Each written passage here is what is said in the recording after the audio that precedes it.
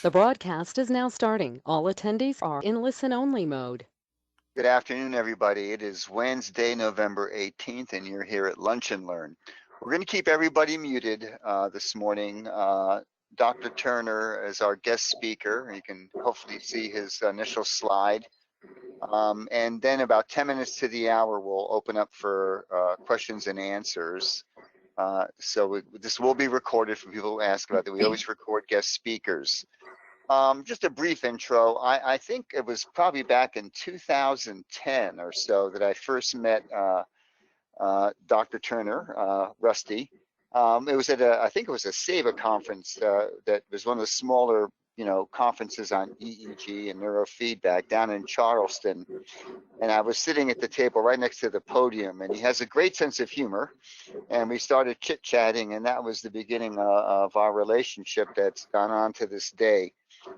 Dr. Turner has been a pretty extensive background, as you read in the announcements. He is still working with the Medical University of South Carolina in neurology. He consults. If anybody's ever looking to have a consult with a neurologist who understands and does neurofeedback, he'd be your guy. So, Rusty, without any further ado, I'm going to go ahead and have you take over. And thanks so much for taking the time to be with us today. Thanks very much. Again, please speak up if I get faint. Thanks very much for letting me be here, Rob and Richard and Judy and Martin and everybody. We'll move through. And my biggest criticism I usually get is I have too much information on slides. I don't do well talking from a few words, so all those slides can be overwhelming, but they'll be available. I have some handouts I'll make available at the end, and we'll go from there. And I welcome relatively gentle, constructive criticism whenever that's available. Now let's see if I can make my slides work. Okay, clicking on that. So no disclosures, no commercial interests. The premise of my practice, this talk, is healthy lifestyle changes for our clients or patients, depending what you call people, will improve response to neurofeedback and neuromodulation. This is not a neurofeedback or neuromodulation talk, but what we can do before that and while we're doing neurofeedback with our clients. And I think I'm preaching to the choir that that's what's happening in this group all over the world. I won't read these in detail. We'll cover each one individually, but I have 4 objectives. I, some years ago, started using an acronym. Maybe it was a little passive-aggressive rebellion or something as a physician, because we prescribe a lot of meds, so we tend to do that. So I started prescribing meds: M, move; E, eat; D, disconnect; S, sleep. So that's the bulk of this talk, with some science behind it and some case presentations that we'll talk about, and hopefully get it all in a reasonable amount of time. Excuse me. So welcome from Charleston, South Carolina. It's a beautiful day here. I quickly will not go through every face on these slides, but I always start every talk I give, as I start every morning, with a whole lot of gratitude for being alive and for people that have influenced my life. I don't know if my mouse shows on the screen. It does. It does? Okay. I will not try to be one of those moving the mouse all over, but so many people have shaped my career, both in my research, in my studies, and research as a musician, as an epileptologist. These are colleagues on either side: Jim Evans and colleagues here in South Carolina, Dick Gennardi's also one that's been a part of my career, like Rob and Richard. Dick now lives in South Carolina. Just other people, faces you'll remember, where I call it my wake up from the matrix experience began back for almost 8-9 years ago at a conference that Barry was at, and Joel and Cindy Cursing, Joe Lubar, Jay Gunkelman, and that began a radical transformation of my career, or expansion of my career. So grateful to many, many people been shaping my life, including my wife of 40 years, our incredible family. And I will take the next 15 minutes to tell you all about my grandkids. No, I won't do that. So also grateful to the physicians that trained me. This is not meant to be a gender biased slide. These happen to be the peds neurologists and epileptologists that shaped my career dramatically. You'll recognize Dr. Niedermeyer, at least his name, and some of these amazing EEG people, and mostly from the patients and families that have continued to shape my life. So, quick quote from Tom Insel, who was director of the National Institute of Mental Health until 2015. Tremendous scientist. It's time for us to stop thinking about mental disorders and start understanding them as brain disorders. And my motto has been, we need to be focusing as clinicians on restoration of brain and lifestyle health instead of just what I call disease management. As this has always been at the core of true medicine, and I think that has been the historical precedent that we're trying to continue. And again, I know that's the mindset that all of you are approaching. Let's be healthcare providers and not just prescribers and things like that. So I have some pause slides throughout where we can take a short breath, or at least I will, so I don't stay too nervous and ramble. But that's Monet, one of my favorite artists. A foundation thing that I work with, there's a principle, which is a bar against all information, which is proof against all arguments, and which cannot fail to keep a person in everlasting ignorance. That principle is contempt prior to investigation. And that seems to be a human trait that I've been guilty of and many of us are guilty of. We see that when we try to explain neurofeedback from its evidence-based to colleagues or to others in the world, and you get that, oh, that's sweet, or oh, you know what you hear. That was credited to a person, Herbert Spencer, in the late 1800s. It's now made famous in the 1940s when it was included in the big book of Alcoholics Anonymous, but it was actually a revision of a quote from 1850 by Dr. Paley. That's another story. I love a few other quotes here. It is interesting and indeed pathetic to observe how long the discovery of priceless value to humanity may be hidden away, or rather lie openly revealed, before the final and obvious step is taken for its practical application. That was spoken about the opposition at that point to using anesthesia in surgery. We look at that now and go, you're kidding, that's ridiculous. But why? How many times have you as clinicians been asked by your clients and your families, this is so valuable and it changes, why is the world not using it? Why is it not more widespread? That's a good question. We have to just keep helping our patients. Based on a thorough review of many decades of peer-reviewed literature, increasing contributions from connectomics and brain-computer interface science, our understanding of human disease and of human health have undergone profound paradigm shifts. So we know our nervous systems are probably the most complex network known in the universe. Clinical disorders, which really result from dysregulation of these networks, in some ways, are among the most disabling and therapeutically intractable global health problems. And therefore, not surprising that understanding and recording brain network connectivity has long been a central goal of neuroscience and continues to catalyze an unprecedented era of large-scale initiatives and collaborative projects to map brain networks more comprehensively and in greater detail than ever before. So that's a bit of the background. Another pause, and that's what you're doing here. That's what's happening with NewMind that Richard has been building for decades, and we see how a simple tool, well, a complex tool, can be simply used to open up the world of what's going on in the brains and nervous systems of our patients and clients. And again, the objectives, I'll break these down individually as we go through them. I'll keep an eye on the time. So a couple of things, these are my definitions, not that they're right, but you can detect the bias in them. And again, I think we're all coming from the same mindset, the same basis. So quickly, excuse me, neuroplasticity, neuromodulation, neurofeedback. And then we'll get to the meds. Neuroplasticity is the brain's lifelong ability to grow, heal, and change.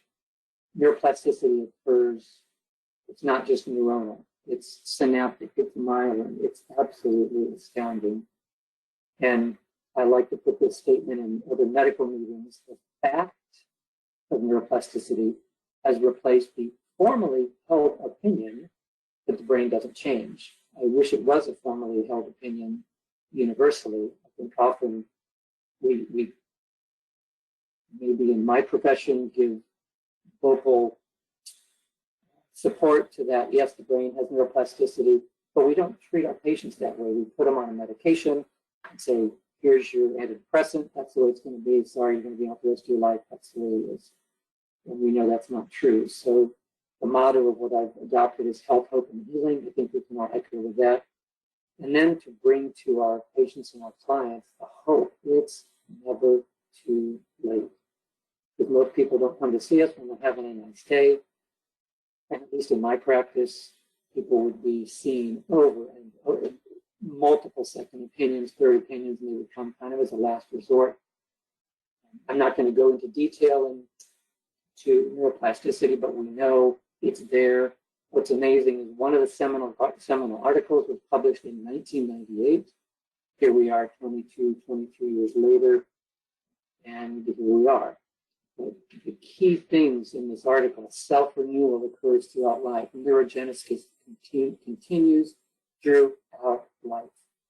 Newly discovered type of neuroplasticity responds to regional cues, hence the amazing things we can do with neurofeedback and neuromodulation and lifestyle. And environmental stimulation can influence the rate of neurogenesis. We have the potential, really, we see that, to regulate human neurogenesis. That's what we're trying to do, in a sense, every day in our practices. This article was another seminal article where I love human structural plasticity at record speed. It's amazing how quickly things can happen.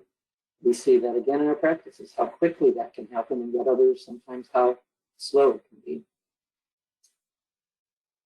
And the other aspect that you'll hear people bring up sometimes is, well, it's my genetics, I can't change. I've got a genetic mutation, I've got a genetic disease, and then we think that means we can't change. That's not true. Again, a very seminal article published, I think this was 2008, I'll read my own slide, where they did lifestyle changes on a group of gentlemen with prostate cancer, and they chose lifestyle interventions. They did serial biopsies, and they upregulated health-promoting genes and downregulated 453 disease-promoting genes. And it's we can change our genetics by making simple changes. We know we can harm our genetics with radiation and things like that. So we'll talk a little bit more about that. Neuromodulation, a broad definition, reinforcing brain function for increased stability and efficiency of information processing in networks linked to symptoms. So we're trying to link symptoms to brain dysregulation. Again, this is what we do in our practices, and you all get that, just setting up the foundation. I use terms a little bit differently. I talk about invasive and non-invasive differently when as a neurologist and epileptologist. When we talk about invasive, we're sticking things into the head, or the neurosurgeons are, like vagus nerve stimulation, responsive neural stimulation, one form of limited form of helping people with seizures, deep brain stimulation. Generally don't do that on a daily basis and in practice. So we have all kinds of amazing ways of non-invasive neural stimulation. And why not first do no harm? Let's start with the good stuff that can help people. So I talk about active or invasive neuromodulation, those things where we're introducing a current or something into the brain, photobiomodulation, hemoencephalography, electromagnetic lens, things like that along the spectrum. And then non-invasive, the things that we do that really change the perspective of my practice dramatically, like neurofeedback, biofeedback, heart rate variability, and onward. Neurofeedback, again, my definition, certainly subject to discussion. It's a non-invasive form of neuromodulation that enables a person to self-regulate their brainwave activity. We know that's possible, even though we have many skeptics that still doubt that, despite the work that Dr. Kamiya did, Dr. Sturman, and many others, even before that, after the time of Dr. Berger, and even before the discovery of EEG. This is accomplished through the use of real-time brain-computer interface and the learning theory technique of optimal or operant conditioning, and teaches and trains the brain to better self-regulate. So probably like you do, I would describe that very much as exercise for the brain. It's pretty easy to do. The goal of clinical care and neurofeedback training, like physical exercise, is to help restore, normalize, and optimize brain function and health. So a little pause. Same slide. This is Morning in the Sen by Monet. So here's the 4 meds: movie, disconnect, sleep. And I will break down each of the objectives, try to keep it simple as we move through each section. When I was working with families, I felt like the last 8 years I was acting more like a health coach than a physician, trying to be a health provider and prescribing a lot of times what I thought was just common sense. I would call it Brahma wisdom. Yeah, guess what? We should eat. We should move around. We should eat healthier. We should build relationships instead of electronicize them. I don't know if that's a word I just made up. And sleep. I would say enjoying recreation, healthy replenishing, building relationships, prioritizing rest, thus giving us exercise, healthy eating, engaging, and in a whole new way, as we have to do it more and more now through the whole media and Zoom and things like that. But there's ways to do it very well and very healthily. And energize. This was my busy slide I would show to people, trying to give them 1 point. Move. We're supposed to move 60 minutes a day. Eat real food. Hydrate. Try to stay away from what we have so much of, food products. Disconnecting. I'll go over those recommendations. How many are spending 1 hour a day on electronics? Raise your hand. I don't have any cameras, so I can't see you all, but I don't think any of us are. So how do we do this safely? And then sleep. Are we getting enough sleep? Are we getting enough good sleep? And I think not only is disconnecting the whole digital concern one of the pandemics that's bringing on so much disease, but the pandemic of chronic inadequate sleep, it's a problem. So let's start with move. Move, to understand the importance of daily exercise and movement to brain and body physiologic health.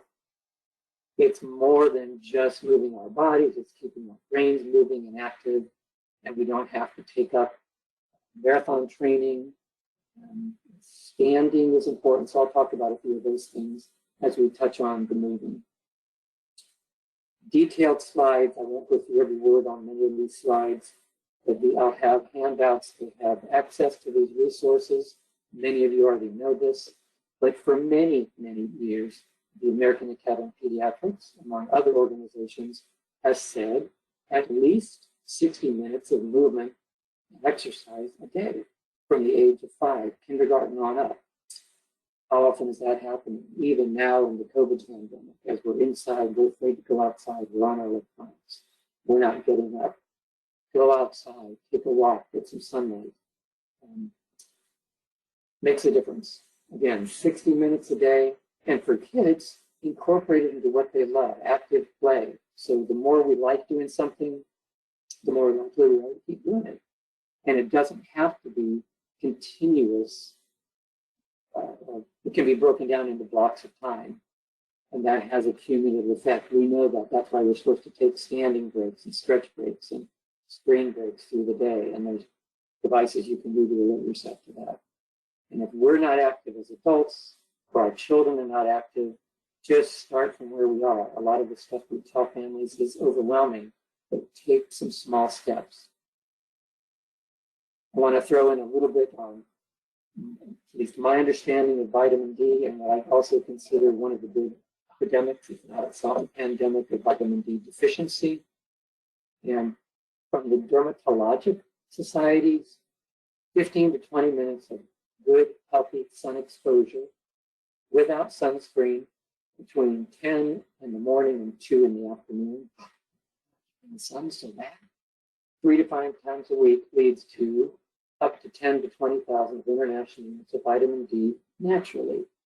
That's the best thing we can get. So get outside, keep the windows open, things like that. Supplements are good, but our bodies are so designed and created to produce what we need, the vitamins, the neurochemicals. And again, you all know that. I won't go into the radiation, what's best when we talk about the UVB, the UVA, but I will talk about visible light in just a little bit in a different context. So that's just my throwing it in. Get outside. It's crucial for optimal health and disease prevention. So we know as clinicians, I'm proverbial preaching to the choir again, exercise helps us. It makes us happier. It makes us feel better. It's good for our entire systems. It's not just for our hearts. And this is not new. I still would challenge people when we get that excuse that show me the randomized double-blinded studies why neurofeedback works. I say, show me a randomized double-blinded placebo-controlled study that exercise works. The way randomized double-blinded placebo studies were designed for to bring pharmaceuticals to market and things like that. So we know, get outside 20 minutes. This was from the work in Toronto about 10 years ago. Get outside, walk, it helps. It makes us healthier. It helps mitigate symptoms of depression. Very busy slide, but this is in the literature. It's evidence-based. It's funny, we don't have to convince people. You don't get the same skepticism like, well, I don't think I should exercise. It's there, but it's not just moving. It's also looking at the dangers of our sedentary behavior. And here, Pepper has done some wonderful work presenting this. But, the sitting disease was started to be described, I think, in 2010, 2011. But it's far more than just our posture. It's what it's doing to our entire systems. You may have heard the sitting is the new smoking logo. It's a problem. So get up, stand up, move. I have a standing desk. I try to move around. I try to be standing without bouncing too much. The numbers aren't good. We know the numbers. Get up and move. John Ratty, phenomenal physician. I have a link in one of the handouts for some of his work. But get up and move, exercise. Spark, Bill Wild, a couple books that he has produced. He's got wonderful presentations that I would encourage families to look at. Educators, I've done some presentations here for our Charleston County schools, and exercise is the single most powerful tool we have to optimize our brain function. That's from Dr. Ratty's work. I don't know if it's the single most, but it sure is important in the school system where, I don't know, my hat is completely off to teachers trying to do what they're doing now in this new COVID world. And it's absolutely amazing how you do it. And I don't think they gauge for PE, but hopefully we don't lose that and get sicker and sicker as a society. More detail, it's there. It's good for education. It would break my heart when I would hear more and more about schools that had to cut PE or limit PE. They're just not moving around. So what can we do? I will make available if anybody's interested. I have 4 handouts that I use, each of the MEDS, and I won't go through these now, but they basically break down. I would use them as education, give them to families. Here's what we need to learn about. Here's the changes you can make. Here's some links. I'm not just the crazy one saying this. It's been talked about for a long time. I would talk a lot about the importance of posture, avoiding eye neck, eye hunch, all these things. Just start with small steps and small goals. It's amazing how that builds up. So a little pause and let's move on to E for eating. Objective, understanding the basic principles of our enteric nervous system, the so-called brain-gut connection, or brain-gut health, and how to implement simple daily nutrition habits to improve brain and physiologic health. Remember, this is coming from me in a neurology practice. I'm not an exercise physiologist. I'm not a nutritionist. I'm not a, well, I'm trained in sleep, but I'm not a sleep physician.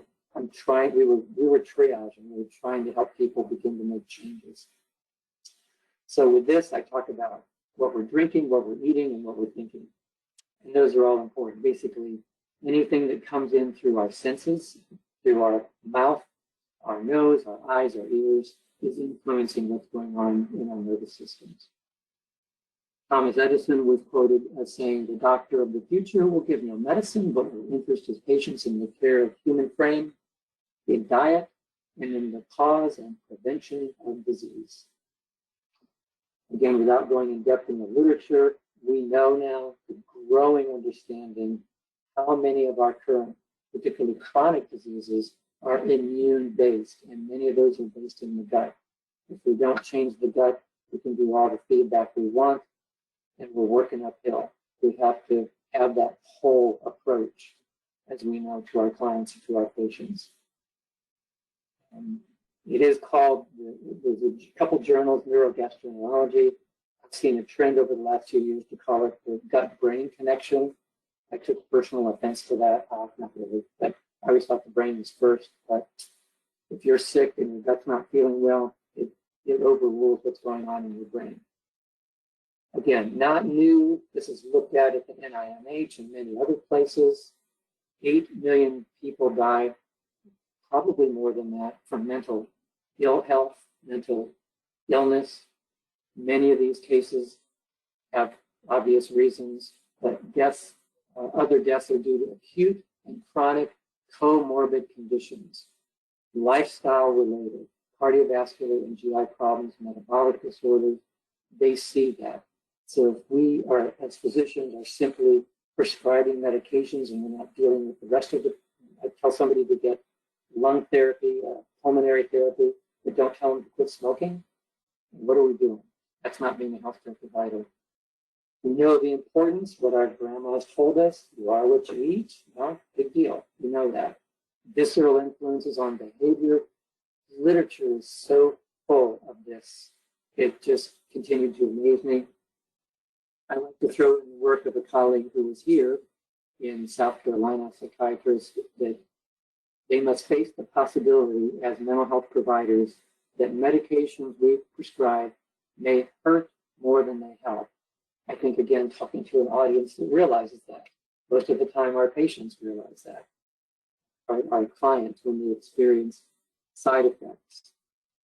Many studies looking at that. Even just basic anticholinergic medications. This came out in JAMA Neurology 2016.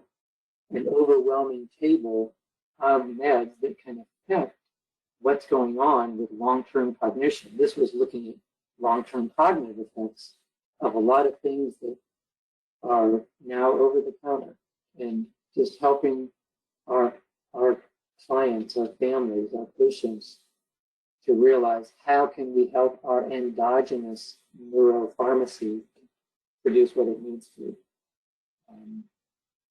And again, just another thing that I would love help on, and constructive criticism if you have it, that I would frequently talk to families about serotonergic, SSRIs, the serotonergic type of medications, and then ask them, we were using those to treat psychology and depression, anxiety, things like that. But where's most of the serotonin produced?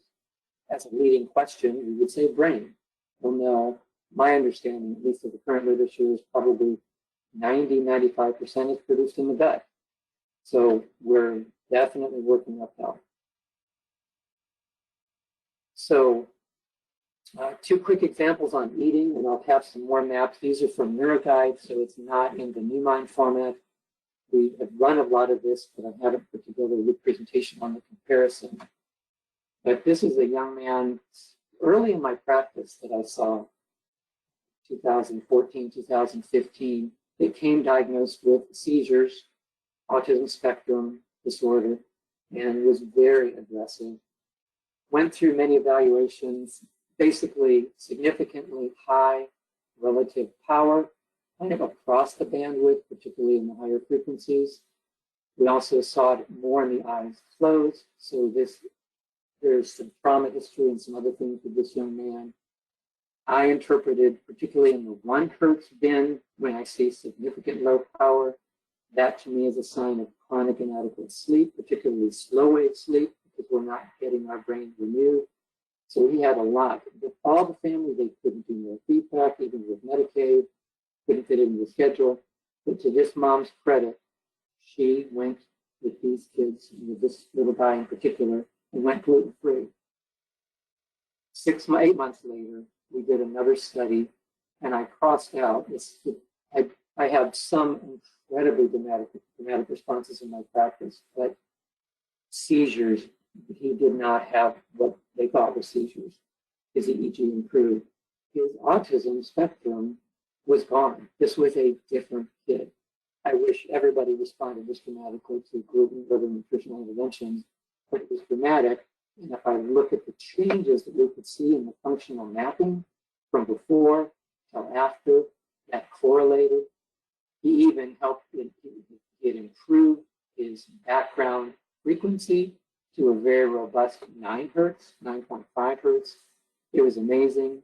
He still had significant sleep dysregulation. He still had a lot to work on, but just a change. That was pretty amazing. On the eating, I have also a handout that I make available if anybody wants it, where I talk about hydration, nutrition, try to put some pretty pictures, just recommend what people can think about eliminating and what we're doing to tell ourselves, and simple things, the rainbow of colors of fruits and vegetables that we can be eating, staying away from that acronym, standard and modern American diet, eating real food, learning more about the brain, about connection. I just make a few recommendations, and the importance of our healthy thinking. I'll talk about some recommendations in a little bit, including a recent documentary some of you may have seen called The Social Dilemma. Deals more with the next topic. So, a little pause. I'm doing on time, a little behind, so I will pick up. So, disconnecting. This is where I spend so much of the time with families. What do I mean by that? Understanding the great basic principles of digital health by living a healthy lifestyle of responsible high-tech and screen use, and the awareness of the risks of pervasive EMF, electromagnetic frequency exposure. Big deal. I think this is one of the largely ignored huge factors that is affecting us worldwide. And I break it down into 3 things: the time exposure, HEV, high energy visible light exposure, screens, small screens, phones, big screens, TVs, things like that, and EMF exposure. So again, you can find these links. Go to the American Academy of Pediatrics. They've recommended these things for a long time. Limit optional screen use to 1 hour a day. I don't think I have it here, but I have, yes, I do. So they would break it down. They've been doing this for years. Under the age of 2, no screen use. They do throw in there for grandparents like myself, occasional FaceTime or Zoom or whatever with grandkids is good, but no screens under age 2. I think we've got a problem. 2 to 5 years, 1 hour per day of high quality programs. Instead, their radical recommendation is we should be playing with our kids and doing other things than just letting them be on screens. Maybe that was disrespectful, putting in the duh. Greater than 6 years, consistent limits, limit optional screen time. I put that optional in, that's not in the AAP recommendations, because so much of what we're doing now on screens, and I'll talk about some screen safety ideas. Limit the types of media. Again, common sense in practice. These are the recommendations. How are we doing it? Well, not very well, I think. And let's build relationships. We all know the excuses. We think we're having all of these friends on Facebook or something, and we're not really connected. A couple of good documentaries. This came out quite a few years ago now, but Screenagers, we know that. We talked about the time on screens. This is I think, a superb, very well done and researched documentary. It's It's on Netflix, probably other ways you can get it. It should be free. There's the website for that. Much bigger than just social media. It's a big changing world, and we've let the Pandora's box is out there. I would use this slide with some families not to overwhelm, but way back in 2011, the World Health Organization classified smart boards as 2B possible carcinogens. Why would they say these crazy things? It's almost 10 years ago. This research has been there. Microwave radiation. So we'll go on to that in just a minute, talking about EMF effects. Dan Siegel, phenomenal clinician, scientist, speaker, writer, researcher, talked about smartphones before bed. We've been talking about this for years. I have some recommendations on that and why that's a problem and the evidence of how it's affecting sleep, but a whole lot of other things. Mari Swingle published a wonderful work on iMind, dealing with screen addictions and other things. She came out with a second edition a couple of years ago, I think 2 years ago. Anyway, HEV, high energy visible light exposure. What do I mean by that? I still use the term LED, light emitting devices. HEV is the high energy visible light that comes from every screen that emits light. TVs, any screen you look at, basically. It's not the invisible light that comes from the sun, but this is part of the problem. We call it the blue light effect. It's really not blue, it's more violet or ultraviolet, but that's splitting hairs on the issue. Some of us may remember these days, some of us are still trying to have some of these days. This is called a book. This is what we used to use in the last century when people would read. And using light. So in the 1920s, from my high-tech research on Wikipedia and others, the electric television was invented in the 20s by Dr. Farnsworth. A fundamental change to me occurred at that point. We had always used light for illumination of what we were looking at or looking for. We heard innumerable warnings. How many of us heard that growing up? Don't ever look at the sun. Don't sit too close to the TV. Move back from the TV. One of my favorite in the movies today, don't do that. Well, we changed that and we started staring at screens. Obviously, the TV of the 1920s and 30s is nothing compared to the luminescence and intensity coming from screens today. And these are real pictures. If any of you get time, go back to 2008. Wall-E, if you remember that movie, came out. It's very scary and it's prophetic where we're at now. Pretty amazing. And we see these scenes all the time. But we started looking at light, and our systems aren't made to stare at light. And that started now I think a pandemic of complex disorders worldwide. And it's not just humans, but we'll talk a little bit about that in the EMF. So when we talk about blue light, many of you have seen this, visible light is basically this 400 to 800 nanometers in most screens. Part of that blue we call the harmful blue. We've known for a long time the evidence from the optometrists, from the ophthalmologists, this is hurting our eyes. It's hurting the cornea, the lens, the retina. To me, where's light processed in the brain? So this is changing our brains. So the screen filters, like the glasses, which are $10 on Amazon, the blue light glasses, the screen filter like F5 Lux for your computer, filter out 50 nanometers. That's the high wavelength, short wavelength, high energy that's causing the damage. We need light, it's good, but we're staring too much. Unfortunately, I think when Apple, for example, came out, I think in 2017 with Night Shift, they took their technology from a company called F5 Lux, but they called it Night Shift, and it says on your phone, turn it on at night so you get a better night's sleep. Well, if we're staring at screens all day, we're getting the HEV, the high energy visible light that's causing its problem. And it penetrates just like other lights. So I won't even get into the skin studies at this point, but it affects our melatonin as well. And if you wait until nighttime to turn it on, it's still affecting our melatonin. So what I saw clinically, and I'll show you a few maps on that, is that it affected particularly the early sleep, where we get the most deep sleep. This is still using the stage 1 through 4 classification, but I saw evidence over and over and over of deficits, damage going on in the deep sleep. F.Lux, if you haven't heard of it, get it, find it, put it on your devices. It's free, it's easy to use. It filters out that 50 nanometers of the harmful blue. It does turn your screen a little bit yellow. Get used to it. So do sunglasses. That's the way it is. And you can adjust it very easily on the screen. I won't show that to you now. Apple put it on at night shift. I think other organizations or other devices call it blue shade, things like that. So it's important. It's making a difference. It's changing our brains. And I'll show you some of those in the slide, in the maps. So Rusty, it's about a quarter till, about 5 minutes, you'll have, it'd be 10 to the hour. Okay, I probably will go, let me go another probably 8 minutes. Okay, yep, Which means I want to go perfect. 10, but Will do. I'll do that. Let me hit on EMF, I'll talk about sleep, and then I'll just show what I see in a few cases, and then we'll move on. So, yeah, thank you, Rob.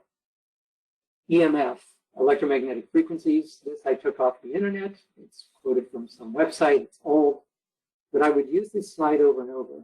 So how are we affected? We've talked about the amount of screen time. We've talked about blue light. But how are we affected by EMF? So-called microwaves. And I would look at this slide. I had the privilege of working with 2 NASA scientists that came to my practice in the last couple of years before it closed. And ask them, challenge me, show me where I'm wrong. And I would ask kids, are you supposed to stick your head in a microwave? Duh. No. Well, if you look at the radio frequency of microwave ovens, and you look at wireless devices, which are usually in the centers of our homes, or our phones with increasing bandwidth, you don't stick your head in a microwave. Why should we be putting these things on our head, or near our bodies, or near where we sleep? So I have recommendations. So I would start there as a framework. We know the research has been going on for a long time about EMF fields. We know for a long time we've been influencing the migratory patterns of animals worldwide, and because of EMF pollution and other things, but EMF in particular affecting their navigation devices. And I don't know any birds that have their cell phones with them or bears that have wireless in their dens, but there might be. Smart meters, a whole other discussion. EMF radiation, I'm still looking for the original source of these, but you can measure absorption rate of a phone on a head and a 5-year-old, 10-year-old, and adult brain. It penetrates, get the phones off your head. Every single phone today, including Apple and other companies, when you do your upgrades, it's in the small print that you never read. It says, do not carry the phone on your head. Carry it at least a centimeter away from our bodies. It's in there, we sign it, we agree to it every time we upgrade our phones, but we don't practice that. Or then we go wireless. We put in our AirPods or some other device, and that's still an electronically transmitting, receiving device. So we can measure those effects. I have links to a couple really good websites in the handouts if you're interested that have this effect. And over, I was seeing more symptoms like this in many of my patients. That doesn't mean it was exclusively due to EMF or wireless effects, but it was a big deal. And what was more dramatic was the changes I would see in people as they would say, maybe the ringing is due to that, and start looking for the source of the problem because it's affecting all of us. It's not new. Back in the 70s, the Navy was discovering radio wave sickness and all its systemic effects and a few symptoms that may be manifest of EMF illness. It's there, it's affecting us. So at least why not look at things we can do? There's tremendous websites, Environmental Health Trust, Parents for Safe Technology, and these will be in the handouts, but do your homework if you haven't looked at these already. Physicians for Safe Technology, Wi-Fi in schools. It's been shown for I don't know how many countries now have removed Wi-Fi in schools. That started in earlier, I think 2012 or 13, some of the earlier countries. Cyprus did it in 2017. So why are they doing that? Why are they not putting wireless in? Let's figure that out. Wireless education, really good resource website. So another thing that I started seeing, and Rob, I'm hoping maybe 5 to 7 minutes, and then some time for questions or lunch. You're good. I started using a term, I called it brain burn. My crazy mind, if you go out in the sun and you're out there too long, what happens? You get sunburned. If you're in front of a light emitting source, you can get, quote, brain burn. Not truly brain burn. I haven't looked at a autopsy brain to see if it turns red. I don't think so. But I saw this in the maps over and over. So I'm going to come back to brain burn in just a minute. Again, the handout I use for digitally disconnecting talks about the time element, which is important, but that's just a part of it. I talk about the high energy visible light and what people can do free or cheaply to protect our eyes, just as much as we should wear sunglasses outside. I think we should be wearing screen glasses when we're on a screen to minimize the EMF, the blue light effect. Tech problems, what we're seeing worldwide, the pandemic, and I'm using that term deliberately, of neurological, developmental, mental ill health issues, systemic illnesses, it's affecting us all. And many times I found that was the hindrance. It wasn't being addressed when somebody wasn't responding like I was hoping or thought they should with neurofeedback. EMF pollution, different terms are used. It's there. These are some phenomenal websites. Again, I referred to them in the earlier slides. So do your homework and test and see. Finally, on sleep, understand the basic principles of sleep, sleep dysregulation, and the impact of unhealthy, inadequate sleep. Simple implementation measures can improve the quality of sleep and the brain and body physiologic health. I was amazed when families would take me seriously and would start to make these changes, how quickly it could help. And you hear Martin and others talk about this, sleep, sleep, sleep, and we're doing it even worse now. I would talk about the epidemic or the pandemic of sleep, even drowsiness. Ever get drowsy when you're driving? Go figure. But it's not just sleepy, it's what it manifests neurologically. It's what it manifests systemically. It's a big problem. And this would begin to get people to realize, oh, it's not just how I sleep, it's how it's affecting the rest of my body. Krieger and demand for big sleep people, healthful sleep has been empirically proven to be the single most important factor in predicting longevity, more important than diet, exercise, or heredity. These terms are in the handout. I would try to get people to remember 3 numbers: 5 years, 10 years, really adult. Most kindergartners are supposed to be getting 12 to 13 hours of healthy, restorative sleep every night. Look at our society, look at our schedules, and see how that's not happening. If you need 12 hours of sleep in schools where they're not getting naps, then they need to be asleep at 7 p.m. to get up at 7 a.m. at the best. Average 10-year-old should be getting 10 hours of sleep. And again, everybody's different, but we tend to definitely underdo the sleep, and that's assuming good quality sleep. And adults, 8 to 9 hours. So I want to go through a few cases. This was sleep. This young man came to see me because of tics was the main complaint, but he'd had a concussion 4 years before. His sleep was not good. This young man, unlike many, was not getting a lot of exposure through school. They didn't have smart boards in this particular school at that point. Didn't use computers at school, which was a pretty radical school, but there was other stuff going on. So we talked about sleep, we talked about EMF. He was having a lot of symptoms and problems.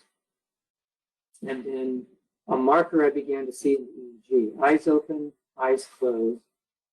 We normally see an enhancement. This is the occipital, the back part of the brain. Started seeing more and more and more of this strong enhancement of this background, eye open to eye closure. What I saw in the maps often was, I'll talk about the brain burn in a minute, but I would see this increasingly blue. We use a wide frequency from 0.3 to 70 hertz on our bandwidth for our EEG, so we're not filtering out 1 hertz. And so I would see this low power indicative to me of slow wave sleep. At least consistently that was showing up in history. Then I would do Laplacian transform to try to take out the medication effect. This young man was on clonidine and melatonin. So I was seeing more effects with the medication, but his brain was still experiencing chronic inadequate sleep from the way I interpreted the maps. So he made changes, he made improvements. Here's another little 10-year-old girl. At that point, she came on multiple medications. The headaches were at 10. It says migraine headaches. She was a second opinion. She was on 4 drugs at the time from other prescribers. And did her maps. Sleep was an issue. She was having anxiety issues. There was EMF. We approached the lifestyle. She did not get neurofeedback. She came back 4 months later, and mom put 0. At first, I thought she made a mistake. When we sat down, the headaches were gone by simply making lifestyle changes. I wish they were all this dramatic, and many are, but it was gone. Mom had begun on her own to taper the medications, and this little girl was headache-free. This 7-year-old girl, same thing. She was on 5 at the time, had been on multiple other medication trials. Mom rated it a 6. When she came back, it was a 0. So I started seeing that more frequently. She had significant high power, which I thought that's part of the pattern I see with what I call brain burn, based on the red. Sleep issues. After making changes, 3 months later, dramatic improvements in the headaches and other symptoms. It shouldn't be this easy. So again, with sleep, I have a handout. This information in this slide basically is in the handout of what I was telling people. I would help them understand how sleep is impacting us as humans, chronic inadequate sleep, every system that it affects, things we can do. Turning off the router at night is one of the biggest things. Don't just put your phone in airplane mode. Keep our devices away from where we sleep. Know where your smart meter is, learn about it, act accordingly, things like that, as well as teaching relaxation breathing. And Rob, I'm doing it again. I'll take a couple minutes. You're sitting at 3 minutes to the hour. Pardon? 3 minutes left up to the hour. I mean, we can stay a bit longer, but you're 3 minutes to the hour. I can take questions by mail.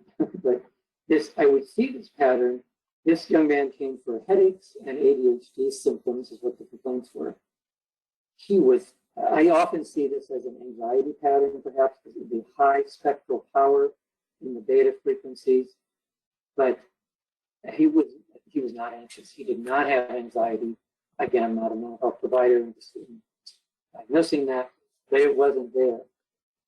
But he had this dramatic increase in the eyes closed compared to the eyes open, particularly in the posterior regions, his posterior dominant rhythm of 10 to 11 hertz. Here's another one, the same thing. I started seeing more of this. That's where I came up with this. What am I seeing? Is this brain burn? It's something you can see in your own practices if you're looking at the EEG, eyes open, eyes closed. And over and over and over, this pattern began to prove not just for inattention, but anger, impulsivity, many symptoms. So I would make lifestyle changes and recommend this to people. See these patterns. This kid had brain fog horribly.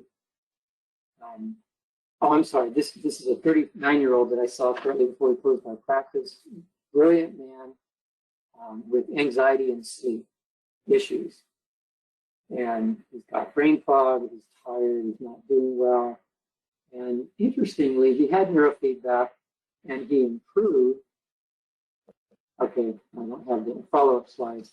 But when he came back, I started seeing asymmetry. This is the left side of the brain. This is the right side of the brain. But I started seeing asymmetry in some of his left temporal region, left temporal. And then he'd have these discharges right frontal, right temporal. So we delved again because he was trying to use the glasses. He was trying to turn off his router at night.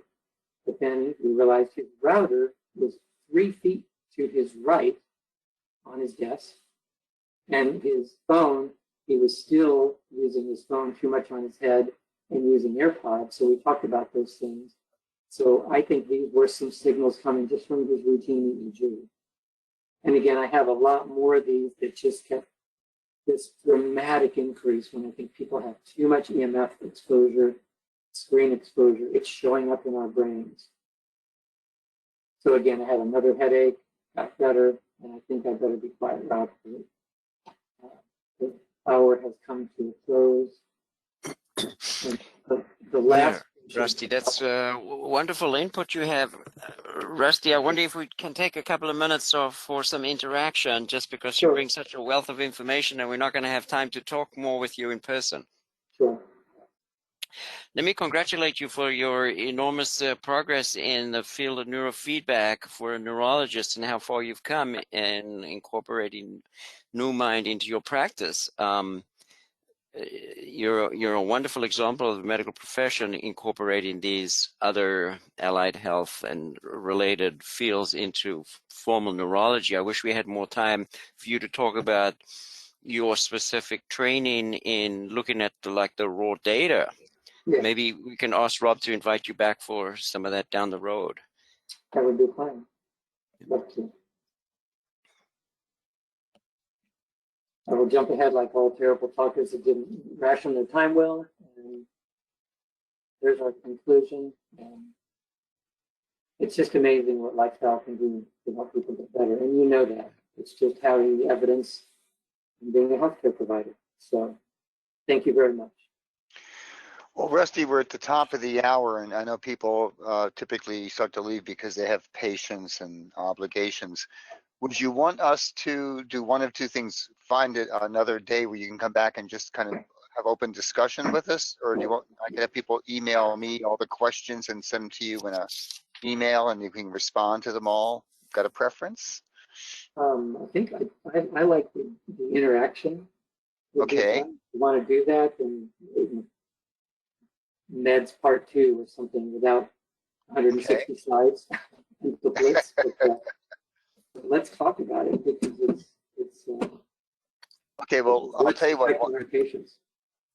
You and I'll talk after the webinar today. We'll give me a call when you get when you have a moment. I'm kind of home all day today. Okay. And we'll just try to look at where you want to go from here, because it'd be lovely to have you back. I mean, this is incredible information. It's one of the nicest presentations I've seen summarizing all these health issues we talk about here. I agree with Vic. This was incredible, and I want to thank you so much for your time. So, folks, I think what we'll do today is we're going to wrap it up. I'll talk with Rusty. We'll come up with a plan. I'll put it out in the listserv in plenty of time for people to know. In the meantime, we'll get this posted on the NeuMind YouTube channel. I know there's a lot to gather and go through. We'll get this posted as quickly as the team there can get it done. And Rusty, just again, thank you so much. Beautiful, beautiful presentation. Just fact-filled, supported information. I don't know how to thank you other than to say you're the best. Thank you, Rob. Right. And for other people, keep doing what you're doing. Even if you get put down, if you don't have an MD degree, most of us MDs aren't doing this. Keep providing the health care, helping people to change their lives. That's the lasting result. So keep up the good work. Thank you. All right. Well, thank you so much. Everybody, we'll see you Friday. Have a great afternoon. Be safe out there. Thank you so much for attending. And thank you, Rob, for putting it together with Rusty. My pleasure, my honor. Bye all.